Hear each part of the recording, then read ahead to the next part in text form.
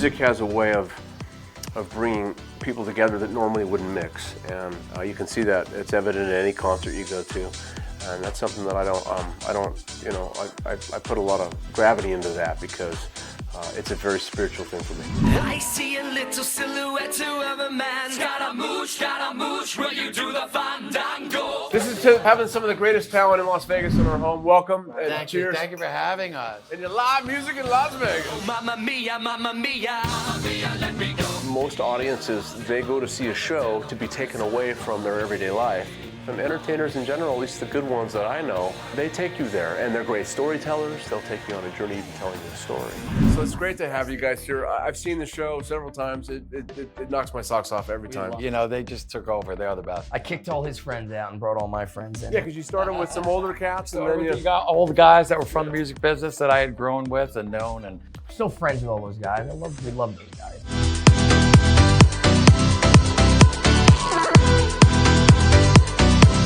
You gotta admit, it's something kind of cool about like having a family and going out, Definitely. and touring. It's a modern day Partridge Family. You know, we got to tour with our family, and they didn't get to see their family.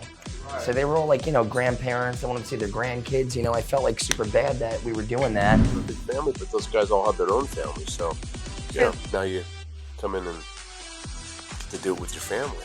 Aw. Let's have kids. So one by one, they kind of like wheedled out, and I looked at Dad and I said, I have my own band. And he said, of what, 17-year-old kids? I go, yeah, man, what's wrong with that? Like, that'll be cool, right? The ringleader dad with the little kids, it'll be fun. See, Dad, we should have had a band together. You said you were, smoking pot, taking me to concerts. You never learned an instrument. You're right, it's true. Yeah, I was smoking pot at the concert. That was my I regret not doing it. Regrets, I've got a few. That's one of them. That's right. These poor guys. First time they come to Las Vegas, didn't go well. Second time they come to Las Vegas, didn't go well. we came out to Las Vegas in about 2006 to do an oldie show, and the guy turned it into 5 acts on the bill. And the guy that is running the sound in the afternoon decides to cut the board up into 5 sections. And we're in one section. You mean for the mix? The mix. Yeah. So as they cut up the section, when they announced us to come on at night, different guy sits down at the console, can't find us. Wow. And they literally said the Bronx Monsters, we stood there and nothing came out. Wow. And this goes on we're just there like, and on and on, oh my God, nothing's this is coming out. embarrassing. This is And then the guy tried to rewire everything on the spot, and it was the most awful sound. We did one song, we left. And just to put a comma on that story, so 1 year later, Tony Sacca brings us out to play the San Gennaro Festival at the Rio. And he goes, I told you I was gonna make it up to you. Thousands of people. The minute we hit, he said, ladies and gentlemen, the Bronx Wanderers, the minute we hit that chord, all you heard was boof! Every light in the park blew out. No. And he looks at me and he said, this never happened before. I go, this is your way to make me feel better? You bring me back So the again? first two were like that. Never got to play. Never Well, got to in baseball, if you hit, if you're 3 out of 10, you're actually the top of your game, baby. So then the third one was when you got your show at The Bally's. third and came one back? we got this show at, we came out to play the South Point. I kept looking up, waiting for the light to come down and kill me. Those guys are some of the hardest working guys in this town. They're 7 nights a week, nonstop. I don't know how they do it. I know how Vin does it. He's 30 years old, but I'm not sure how his pops does it. Has a strength to dream. He can redeem his soul and fly. Is it weird being you guys working together 7 nights a week as a father, son, and your brother too? I don't know Nick very well, but Me neither. that's his brother. Nick. He's the quiet one. He's like, Nick is Switzerland. Nick He's a is smart one. Switzerland. He's He very goes neutral. whichever way it's gotta He doesn't go. get involved in the war. That's a Buddhist thing. But you must have some friction. Dude, Oh my there's God. a lot of blowouts. You should have saw a week ago when we were at in New Jersey. These guys are intense. Very intense, which makes them great entertainers, right? I mean, that's why the show's so great. But all I gotta say is this. You got a temper on one hand, you got an attitude on the other hand. I say just say no to drugs. And because we play 7 nights a week, we're on this thing called prednisone, which is a steroid for your voice. because we lose it every other 3 months because you're singing and screaming every You don't have to night. educate me about it. Educate our So it's our guests here. prednisone. You take this pill. It's a last resort. It's a last resort. So now when you think of the word steroid, you hear this thing called roid rage, where like you're naturally, you're gonna like kill somebody, right? So I'm on stage and like Dad is like, I want to do this song. And I'm like, I really don't think we should do that song. It's stupid. And he's like, well, I don't think it's stupid. I like this song. I go, but that song is stupid and old and I don't like it. I don't want to do it. It sucks. Pepper tantrum. With that So kind of attitude. with that kind of attitude, I'm the not second holding one? back. That was a With that. legit attitude I had. I go, this song sucks. So then he goes, it's my show. We're gonna do what I want to do. Man. And there's like 8 people around, just like this. once in a Now I've while- grown up with this 15 years, so to me it's just like it's whatever. Don't worry about it. Everybody's and shocked. looking at me, just like, oh my god, dude, like, oh my god. And I look But at him, but- I go, but you the realize same- it's a dad yelling at his son. This happens every other day. I know my audience, and I know that these people, this is an oldie show, and the problem that this band has gone through, the Bronx Wonders started as an oldies act, where we would open up for shows for famous bands like the Tokens, the Classics, name me groups, Little Anthony and the Imperials, Little Jane the Anthony, Americans, Tony Bobby Orlando. Rydell, Tony Orlando. And the people in that genre want to hear a certain kind of music. As the band has evolved, it's become more of my story of how I worked at Columbia Records and the acts that I worked with. It's gotten a little hipper. So the kids have now stretched into the hipper zone. And now when we're going back to this theater, which I know is a hardcore oldies theater, they're gonna wanna hear Dion, Frankie Valli, and all oldies. And here I've got him fighting with me in front of 10 people that he doesn't wanna do a classic Dion song, which I know he's gonna kill. And it just so Even the best bands in the world, when they put out a new album and they perform for their fans and they don't play their old songs, done. the audience is unhappy. Yeah. And so it's you should listen to your father, Vin. Yes. Yes. If I had a nickel for every time somebody said that to me, I would not have to be in this band.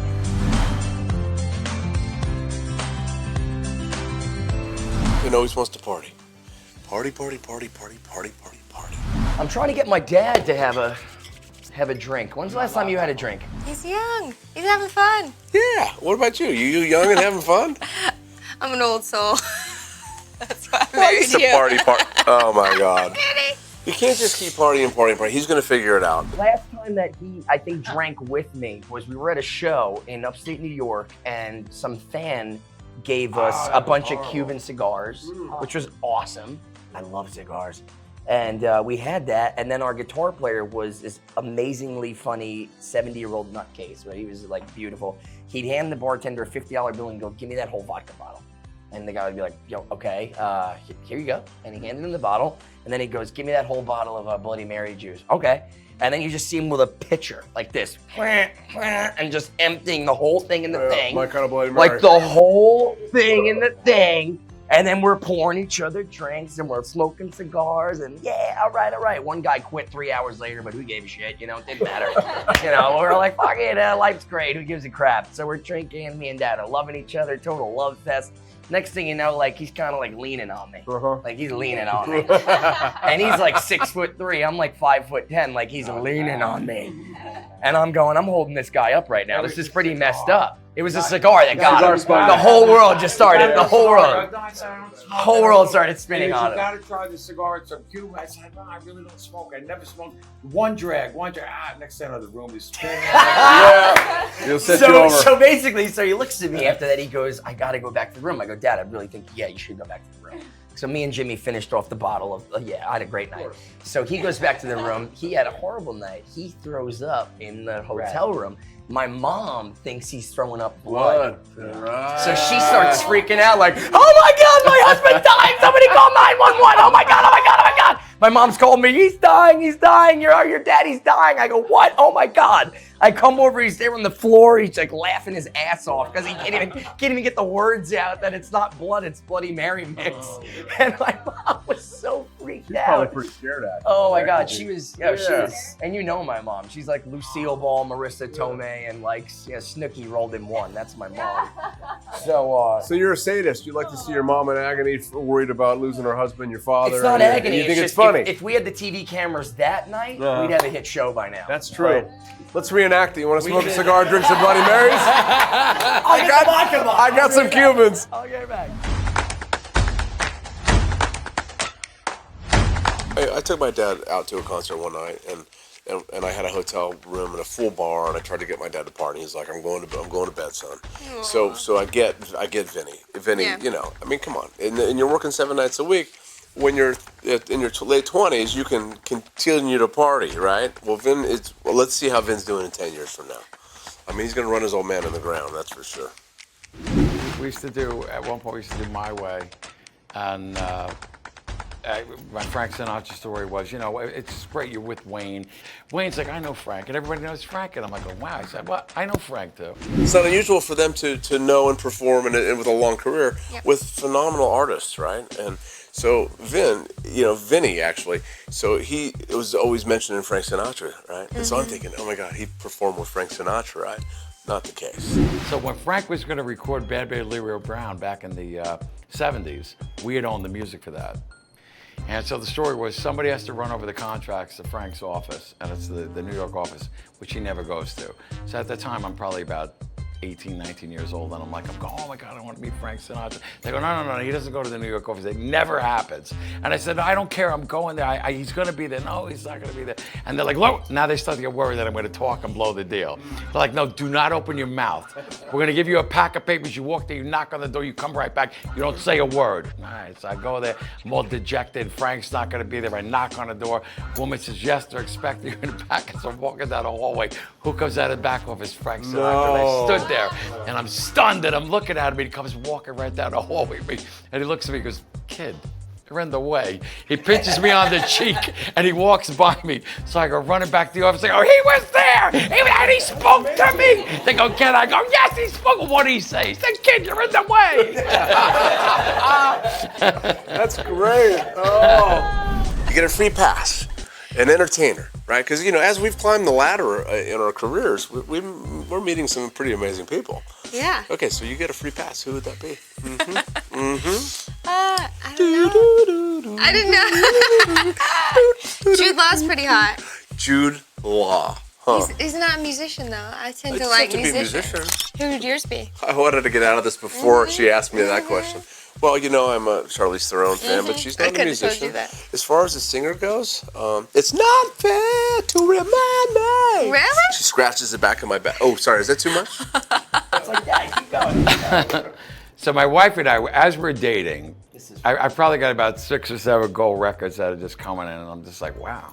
It's like, this is a great life. And it's just, I'm going to these parties, we're going to the Grammys, and feeling good about myself. And the boy's mother at that time, you know, we're dating probably about a year, and she's like, we're going to get serious or what?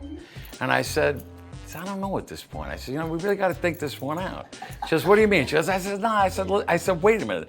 I said, all of a sudden I got all these gold records going. You know, I might become famous. And if I become famous, there's going to have to be some rules. And she goes, well, what's the rule? And of course, Raging Hormones, when I'm probably about 8, 9 years old, Viva Las Vegas comes out, and there's Anne Margaret in that leotard doing the dance. So I look at her at one point. I said, now wait. I said, Have you seen her now? Yeah, Margaret is seen her now? beautiful.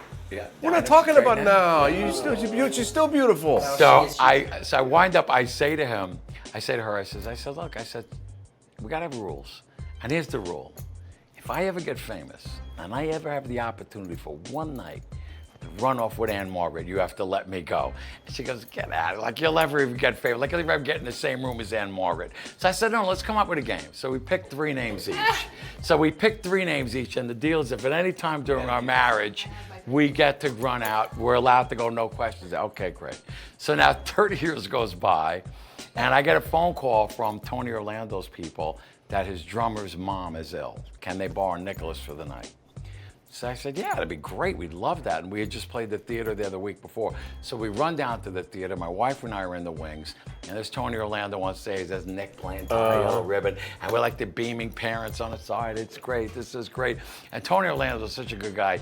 He look over, he sees me in the wings. He stops the show. He goes, stop the show, stop it. He goes, you know who's playing drums for me? You know that we just heard a week ago? The Bronx Wanderers. He goes, no, I want to bring the dad out. So he brings me out, and all of a sudden I'm on stage, and everybody's out there clapping and going crazy. And he's such a good guy. He looks over and he sees Carol standing all by herself. And he goes, no, not just that. I also want to bring out the wife and mother of the Bronx Wanderers. And as she's walking out by her, she goes, you remember he was on my list, right?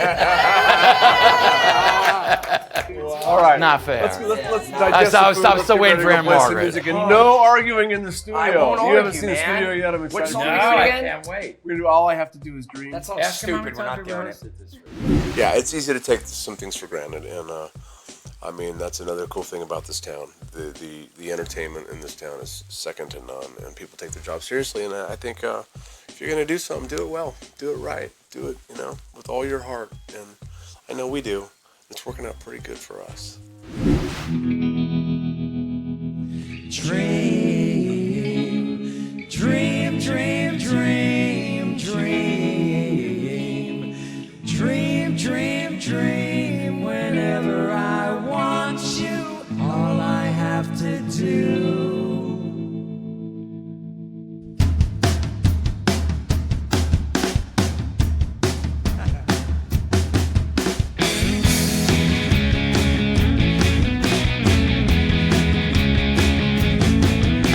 When I want you in my arms, when I want you and all your charms, whenever I want you, all I have to do is dream, dream, dream, dream. When I feel blue in the night and I need you to hold me tight, whenever I want you, all I have to do is dream. I can make you mine, taste your lips of wine, anytime, night or day. The only trouble is, gee whiz, I'm dreaming my life away. I need you so that I could die. I love you so, and that is why whenever I want you, all I have to do is dream, dream, dream, dream, dream.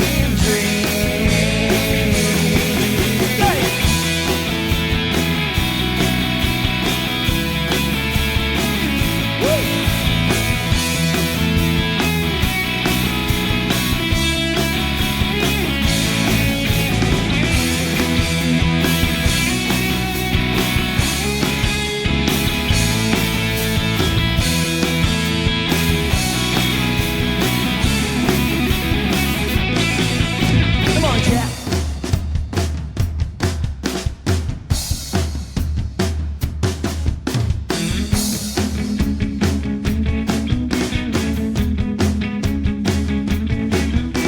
When I want you in my arms, when I want you and all your charms, whenever I want you, all I have to do is dream.